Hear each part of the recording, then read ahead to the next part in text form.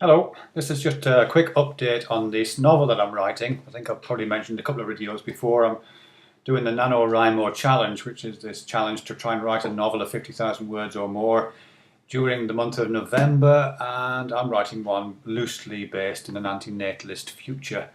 And the reason why I'm making this update is today, which is the 23rd of November, I cracked 50,000 words, which means that yeah, that's what you got to try and do inside a month, 50,000 words.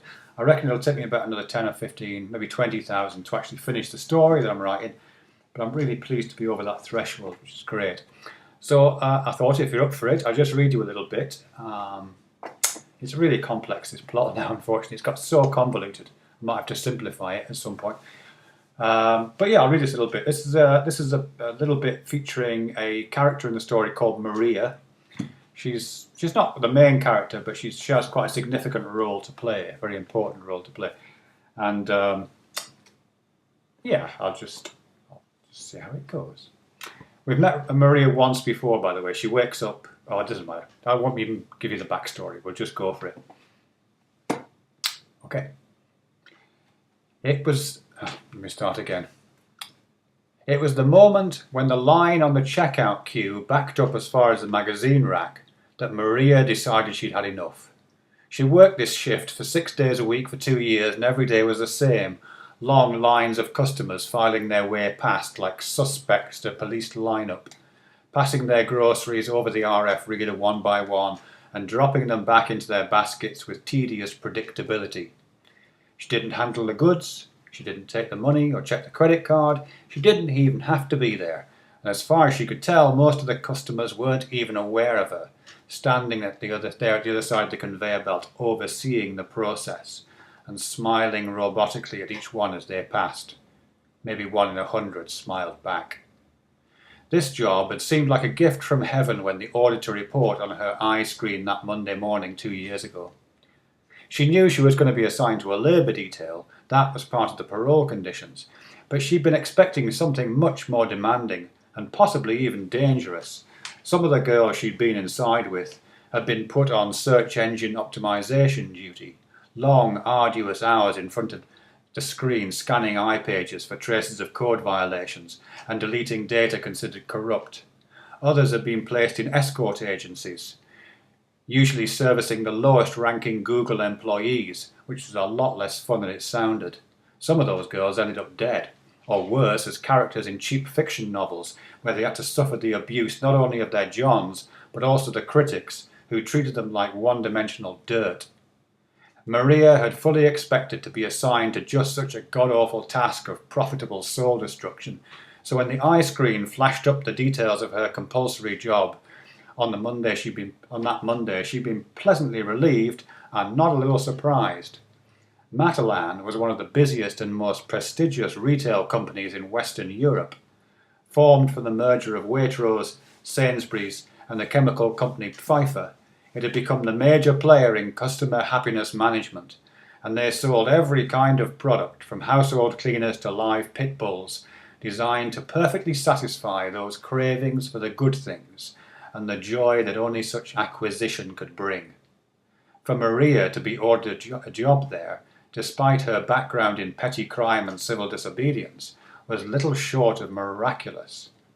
Of course, what Maria didn't know was that Matalan had recently entered into a public-private partnership with the Department of Crime, and as effectively an arm of the penal system, the Matalan stores were also now correctional institutions, and all employees were ex-cons, receiving no payment and working long hours, while the taxpayer picked up the tab, the company being rewarded handsomely for keeping these potential criminals off the street and in a maximally secure shopping environment.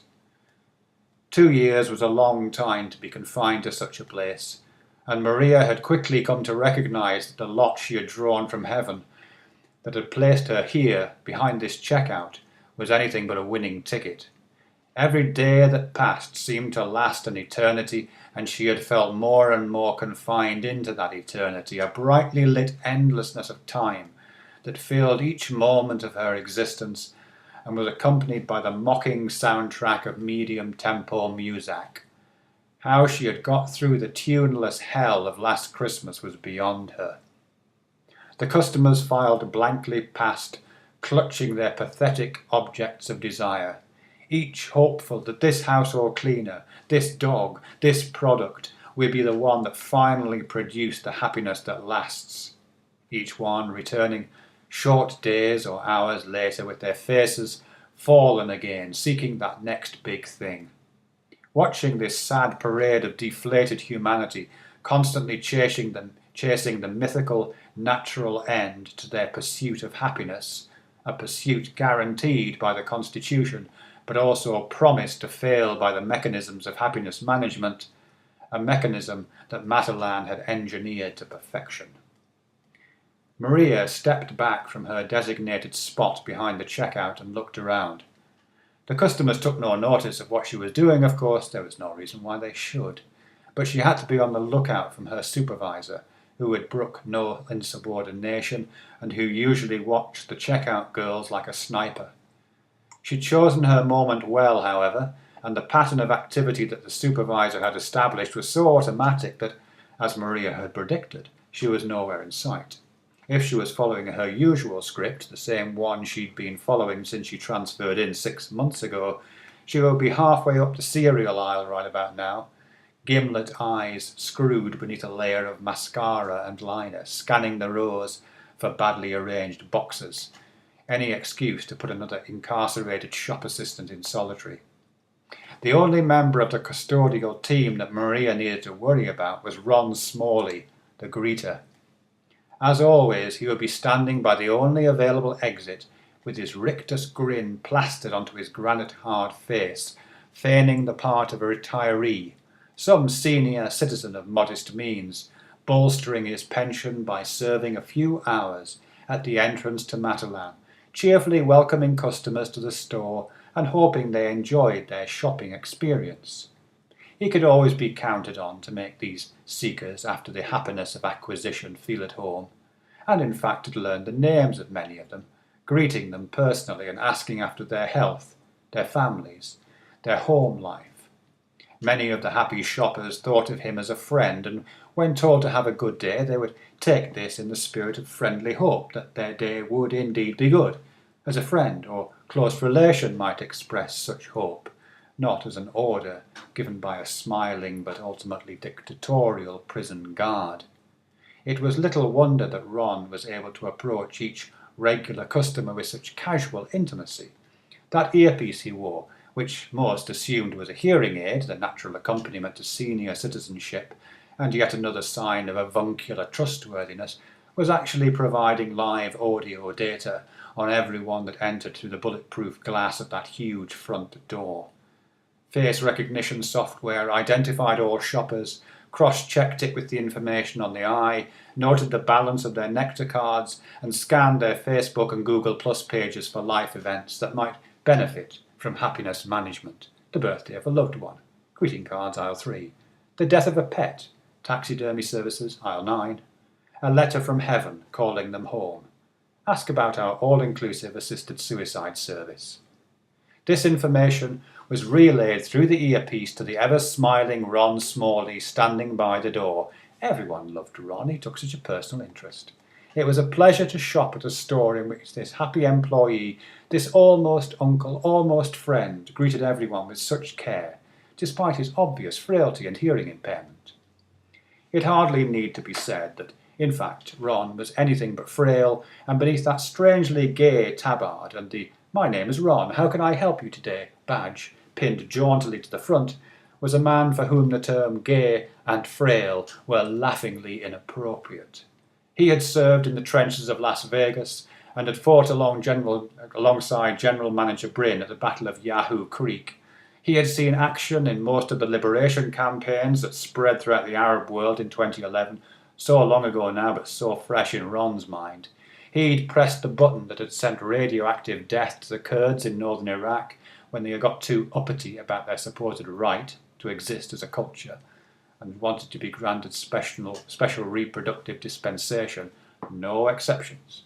He had been responsible for organising the programme of forced public abortions performed on captured members of Bad Mother's Sheffield contingent, and had personally wielded the knife in several of these popular surgical entertainments. The amiable grin with which he greeted each shopper walking through the portals of Matalan had first come to life on the scaffolds of those open-air operating theatres, the happy and contented smile of a man who genuinely enjoys his work. Maria had Ron in mind as she stood slightly back from the checkout line, being careful to make no move, produce no outward sign that her mind was not completely confined to the public solitude of her work. She resisted the temptation to look around, to glance at the door where Ron was doubtless standing. She would make no move that would attract the attention of any undercover intuitives that might be on the lookout for such telltale signs of aberrant thought. She kept her weight balanced equally between her feet, as employee prisoners were required to do, and even managed to keep the requisite Pan Am smile firmly in place, so that any trustees who might have been manning the surveillance cameras would see nothing out of the ordinary. This was just Maria, the bad girl from the project, doing her time in the superstore and being rehabilitated back into the society of spectacular shopping. No one suspected a thing. The first anyone knew that something might be amiss in this, the most organised customer experience in the known world, was when the golf club that Maria had secreted under her checkout conveyor belt, a golf club which incidentally had been substantially reduced in price and had been personally endorsed by bastard Tiger Woods, no relation, when that golf club smacked surprisingly loudly across the cheekbone of the middle-aged woman who was standing quietly in line at the checkout behind Maria's. So sudden and unexpected was this action that it might be worth rewinding the surveillance tape and looking at more detail at the actions leading to this impact. From her balanced position a few feet back from the conveyor, and without showing any outward signs of haste, Maria had reached forward and down with her right hand toward the shelf in front of her. She might have been reaching for the bottle of disinfectant that was kept there, or that was used to spray the belt after a spill, or maybe was reaching for a small plastic bag to gather up all coins of a certain denomination. If anyone had been looking at Maria as she'd made this preparatory move, they would have seen nothing out of the ordinary, nothing that did not seem part of the routine choreography of service expected of a low-level inmate employee.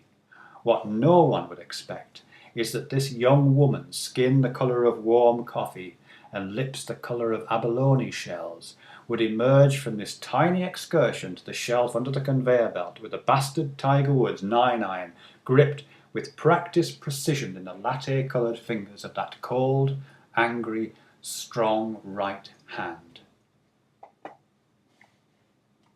Well, that's where we're up to so far. I won't bore you with the details about how Maria fits into the rest of the story or where it's going, but yes, I've got about another 10 days, I think, to work on this. Thank you very much.